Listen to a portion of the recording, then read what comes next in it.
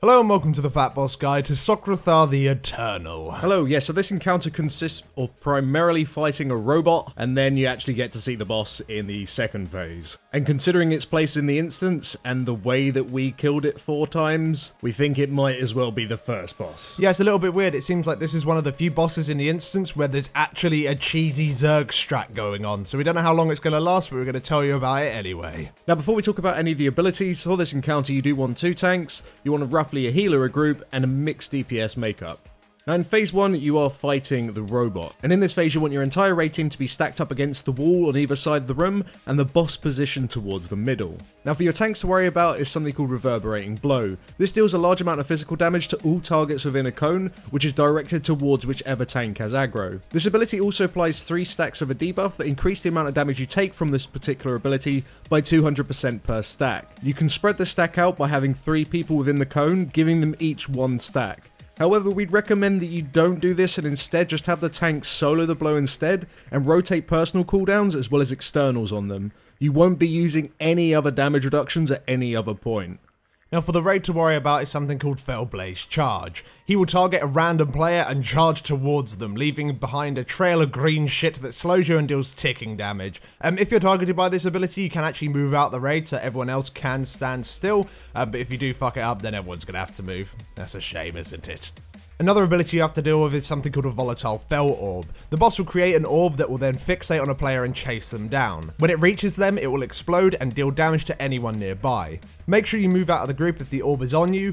We generally make this player move in the gap between the melee and the range camps, and that's more than enough space to soak the orb. And the last important thing that you need to look out for is Fel Prism. The boss will create a targeting circle on any random player in the raid, and after a few seconds it will become active. If anyone triggers this trap, they will spawn a Fel Crystal which will stun anyone nearby for 30 seconds.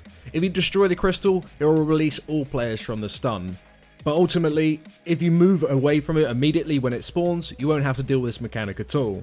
Now once the robot reaches 1 HP, Socrethar will emerge from it and you can now start fighting him. At the same time, one player can now enter the construct and start using all of its abilities: the slam, the charge, the orb, and the prison. Note that the charge, orb, and prison effects will affect your raid team and hit them, so try to avoid using them near or on top of your raid. You only need 1 tank in phase 2, so have one of your 2 tanks jump into it. You'll be then using this robot to deal with certain adds.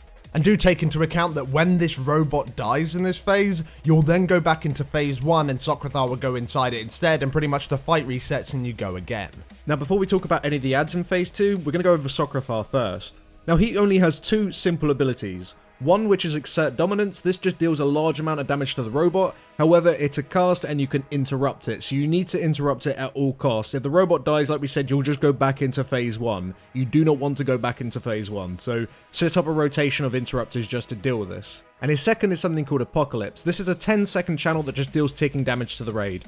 It's more or less irrelevant, it does very little damage, it doesn't even need a healing cooldown. Now the moment that you transition into this phase, 3 different coloured portals will spawn around the room and will start spawning different adds. There's a red, purple and white portal. Now as soon as you transition, you want to move the boss towards the red portal and have your entire raid team stack underneath the boss. Now from the red portal, you'll have an add called a Dominator. As soon as they spawn, they'll immediately make the boss immune to damage, but also make him immune to interrupt effects.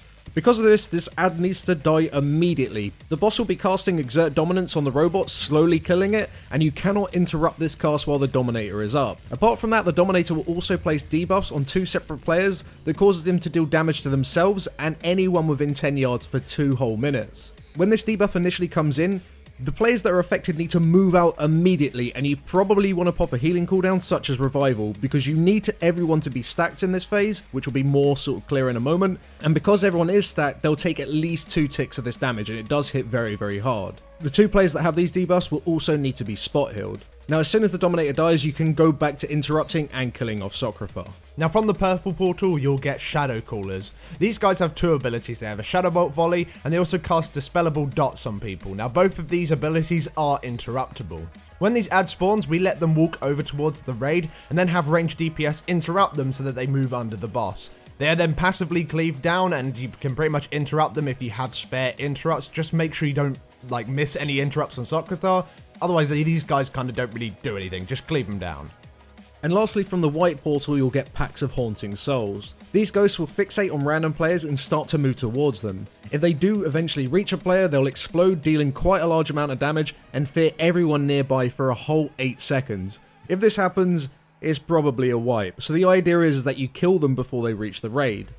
These ads can be CC'd with most things, stuns, knockback, slows, but most importantly they can be dealt with by the robot. And this is the reason why you're stacked, so all the ghosts move in the same direction, and it makes it super easy for the player that is using the robot to actually damage them and CC them. Now, when we say kill off the ghosts, this is where things start to change a little bit, because we're not certain if we got either lucky 4 times in a row on all 4 of our kills, or if it is actually intentional, but we're going to assume it is intentional. Instead of killing off any of the ghosts, you can just keep them in Fel prisms, and you can keep them inside the Fel prisms for the entire fight, so you don't have to deal with them whatsoever. So when the first set spawn, make sure that there's a charge line between the portal and the raid, let them travel so far across it, maybe halfway, and then place a Fel prism on top of them. From that point onwards, whenever a new set of ghosts spawn, let them travel down the line until they get on top of the old ghosts, and then place a brand new Fel prism on top of them. So this does require you to have like half decent timing when you are using the Fel prism, because if you mess it up then you can have ghosts everywhere and it kind of screws the strat. But you can get assistance from players using mass grips or knockbacks just to make sure that they are perfectly stacked every single time. Now, if you do this correctly, you can have the robot damaging the boss and the Dominator full time, and this robot does absolutely insane damage. If you spam Reverberating Blow on cooldown, you're looking at doing a good, like, what, 200, 300k DPS? Easy. And everyone else in the raid just has to stack under the boss and interrupt and move out quickly if you've got the 2-minute debuffs from the Dominators. Providing that you can kill the red ad, which is the Dominator, quick enough, you'll never have enough Exert Dominance casts go off to kill the robot, which means you never have to see phase 1 ever again. If for whatever reason you suddenly get a new white portal spawn, which never happened to us, but if you do, it would be a good idea to transition back into phase 1. What you'd want to do is keep the oldest ghosts within a prison, and then work on the new portal with only charge lines and have your whole raid team switch to them while letting through all Exert Dominance casts to let the robot die. So you can just go back into phase 1. If you make this transition back into phase 1, the portals will no longer spawn ads and you'll only have to deal with the ads that are already active.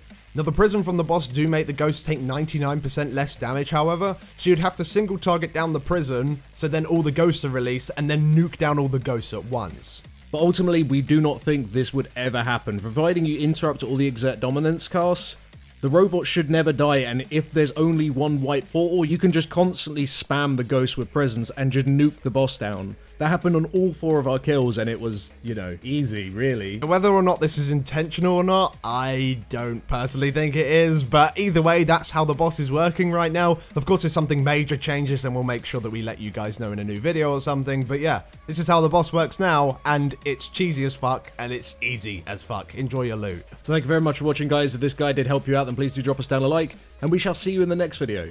Thanks for watching. Thanks for watching.